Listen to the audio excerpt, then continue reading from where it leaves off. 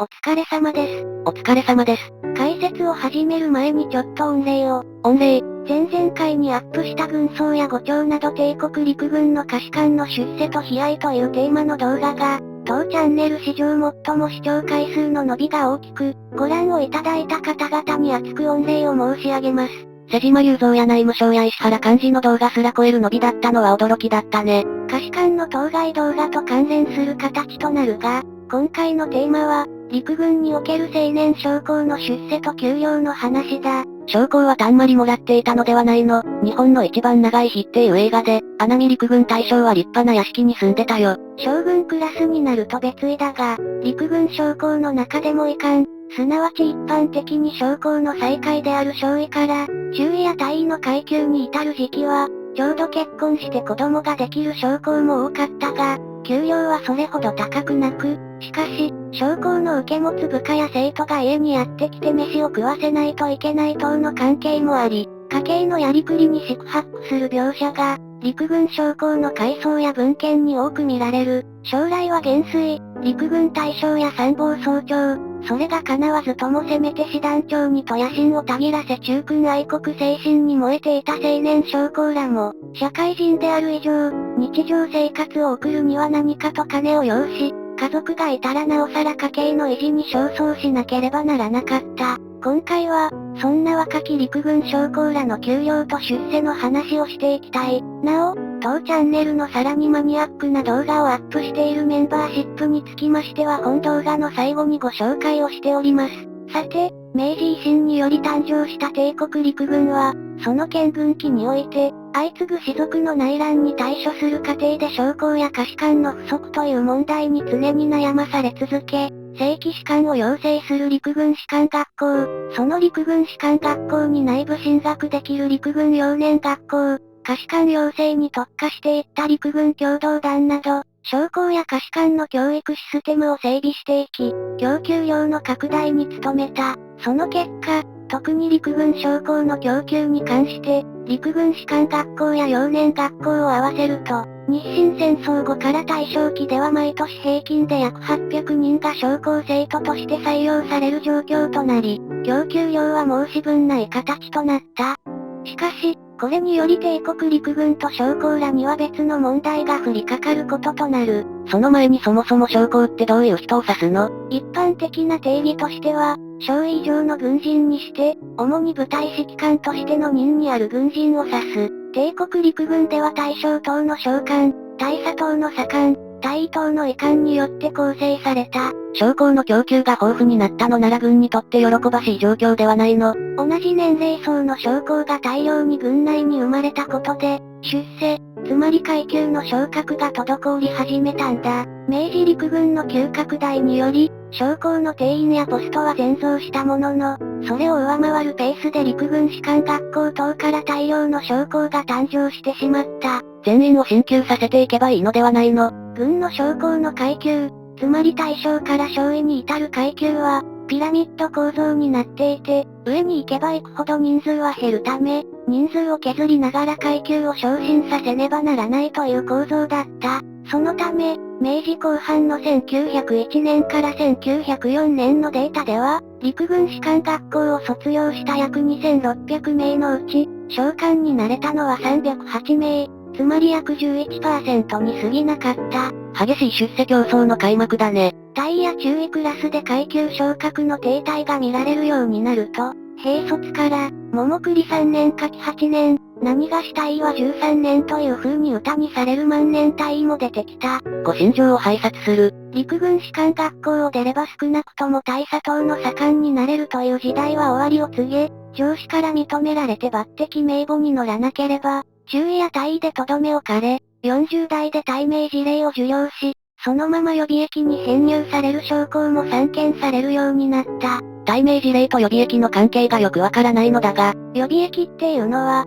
軍人としての現役が終了し、定期的な演習等はあるものの、有事等の際に招集される在郷軍人の地位になることだ。厳密には後備役とはどう違うんだという話に入るとややこしいので、要するに現役軍人の引退と解するのがわかりやすいと思われる。そして、対名事例というのは、現役で働いている軍人をいきなり予備役に編入するのは、本人の生活資金の問題もあるし、精神的にも負担が大きいことに配慮して、一旦現役軍人のまま職は解き、復職の可能性を残しつつ予備役に編入するという緩和措置として、対名という制度があった。もっとも、帝国陸軍では対名となれば予備役編入が秒読みというのが一般的だったようで、どこまで緩和措置になっていたのかはわからないけどね。したがって、この時期の万年陸軍隊員の場合は低減年齢、要するに定年だが、これが48歳、万年陸軍少佐の場合は50歳だったが、この低減年齢に達する数年前には対名、予備役編入となる傾向にあった。生活苦もあって何とも言えない表情の老少佐が、兵員を統率しながらとぼとぼと演習から帰参する様子は、悲哀を感じさせるものがあったらしい。陸軍はその状況を放置してたの。いくつか対策は講じていた。例えば、ポストを増やすという対策だ。どんなポストを増やしたの？もともと連隊の将校ポストとしては、大佐の連隊長が1人、連隊付き少佐が1人、連隊副官として隊員が1人存在したところ、これが変更され、1924年には、大佐の連隊長1人は固定だったが、連隊付き中佐が2名、連隊付き少佐が2名、連隊副官として少佐または隊員が1名配属されるという体制となった。このような連隊付き中佐というポストや、さらに上位組織の師団にも、師団司令部付き少将というポストが設けられ、陸軍当局は過剰将校の問題に対応しようとした。その対応策に効果はあったの？効果が全くなかったわけではないが、このポストの新設という対応策は、一つの虚しい状況と、それに伴う一つの大批判を巻き起こした。まずは一つの虚しい状況から聞こうか。連隊付き中佐や師団司令部付き少将等の新設ポストは、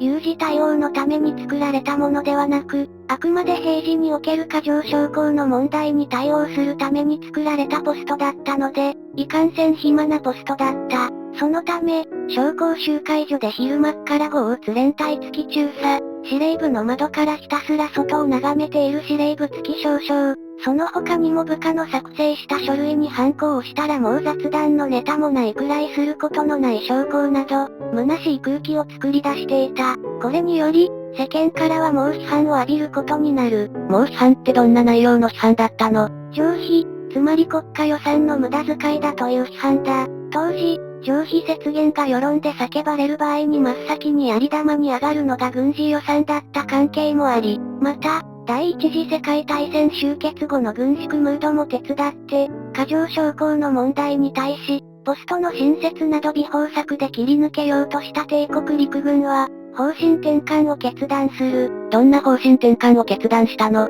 各種、つまり生理的な首切りによる人員削減だ。まず第一弾は、後年は朝鮮総督にまでなり義国事件にも巻き込まれた陸軍大将、山梨半蔵による山梨軍縮だ。山梨軍縮は2段階にわたって実施され、約5個師団を削減することにより、少佐クラスを中心に1000名近い将校と1万頭以上の軍馬が削減された。ちなみに、山梨軍縮では近衛師団や第4師団の軍楽隊や仙台陸軍幼年学校も廃止の浮き目を見ている。山梨軍縮で過剰将校や冗費問題は解決したのかな？追撃となる軍縮が実施された。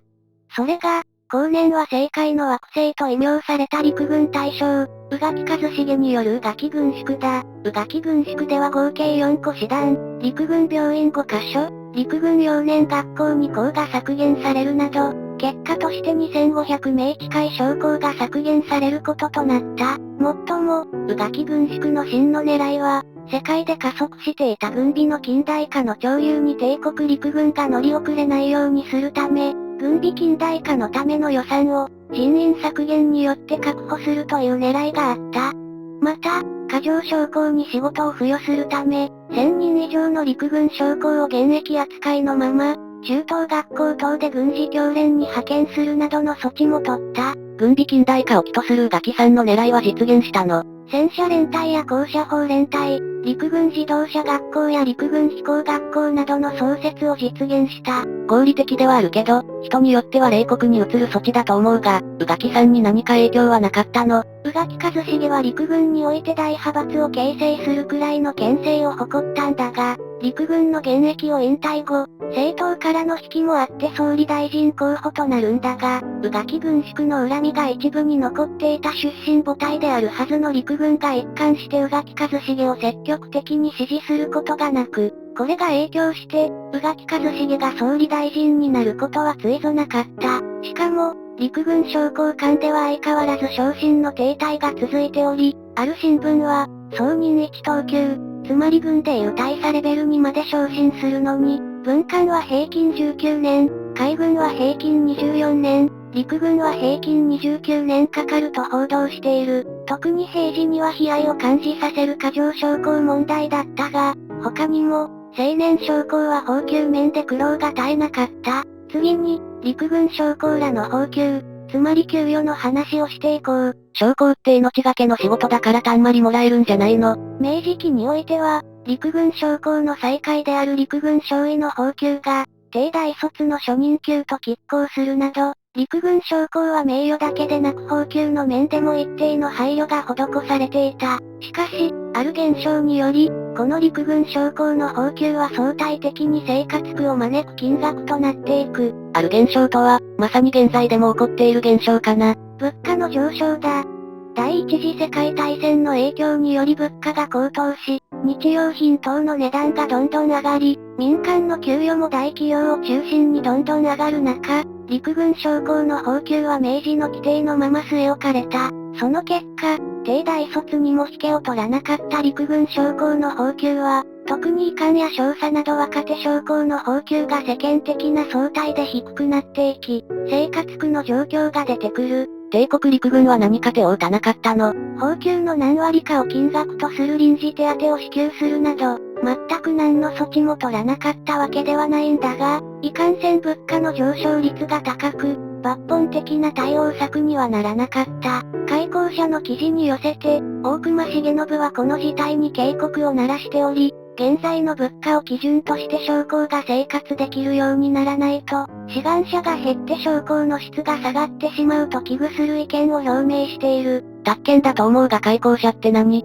今もあるみたいなんだが、戦前の開校者は、帝国陸軍の将校らの親睦、互助、学術研究団体として設立された団体だ。軍事関係の論文が開校者記事で発表されたり、軍人遺族の救済も行っており、陸軍軍人の回顧録を読むと出張の折に開校者の施設に泊まったという追憶もあるため、福利厚生的な役割もあったんだろう。若手将校でも進級していけば俸給が上がるけど、そもそも昇進の停滞が起きてるから、苦しい俸給のまま据え置かれる将校が続出したということか。まさにその通りで、俸給問題と昇進停滞問題はセットだった。ある青年将校は匿名で新聞に投稿し、生活苦に悲嘆し、腹が減っては戦ができぬ、斜視に流るるなかれと訓示する上官の言葉はお門違いである。このままでは国軍の指揮に関わると訴えている。身に染みる投稿だ。確かに斜視と生活苦は別問題だね。ようやっと大正9年に俸給の改正が実行され、医官や少佐の俸給は増額された。それで生活苦からは抜け出せたかな。帝国陸軍も大蔵省との折衝を頑張ったとは思うんだが、この時の俸給増額は医官や少佐で2倍には届かなかったところ、消費者物価は2倍以上の伸びを見せていたので、結局、物価上昇に対応できる俸給増額は実現しなかった。時間の関係上、今回の動画はここまでだが、大日本帝国陸軍の軍人を中心にした本チャンネルのメンバーシップのご紹介です。メンバーシップって何を得られるの？画面にあるバッジの使用、メンバー限定の動画が視聴できるなどの特典があります。動画はアップ主が一般公開を躊躇するマニアックなものを今後もアップしていく予定です。ちなみに、最近メンバー限定にアップしている動画は、東条英機、総理大臣に指名さる、対米開戦編、兵卒の教育に苦悩する陸軍将校たち、大本営情報参謀掘り映像、マッカーサーとの対決、陸軍の諜報謀略秘密資金、機密費、電撃陸軍大臣と呼ばれた男、東条英機、商社マンになった大本営参謀、瀬島雄三、大日本帝国海軍、大陸と洋爆撃作戦、戦時下の支配関係、軍部と官僚の攻防、東条英機、派閥構想編、鈴木貫太郎、魚雷の攻防日清戦争編、東条英機、左遷編、軍事参議院、天皇の軍事顧問集団、笑顔の軍人宰相桂太郎などです。直近の動画は、電撃陸軍大臣と異名されるほどの手腕を見せた東条英機が、対米開戦の是非をめぐる混迷で近衛文麿内閣が総辞職したタイミングで、陸軍を投与できる新たな辣腕として総理大臣に指名され、皇室に対する忠義心に燃える東条英機が家中の栗を拾い、対米開戦するか否かの難しい舵取りに奔走する姿を解説しております。東条大将と海軍との駆け引きはもはや政治劇だね。他の動画では、大日本帝国陸軍において徴兵制によりあらゆる国民階層の兵卒たちが軍隊に集結し、この兵卒たちは教育レベルがバラバラであるにもかかわらず、どうやって統一的な軍人精神を教え込むのか、皇室に対する忠誠心というややもすれば観念論となる理念をどうやって理解してもらうのか、陸軍将校たちがあらゆる方法を試行錯誤して苦悩しもがく様子を解説しております。兵卒教育はビンタだけじゃなかったんだね。詳しくは画面下の概要欄にあるメンバーになるというボタンを押しますと詳しい紹介動画を見ることができます。ちなみにボタンを押してもすぐメンバーに申し込むことにはならず、紹介動画が流れるのみですのでご安心ください。また、概要欄の URL をクリックしても紹介動画を見ることができます。ここまで見てくれた人、ありがとう。秋田号を引き続きご愛顧ください。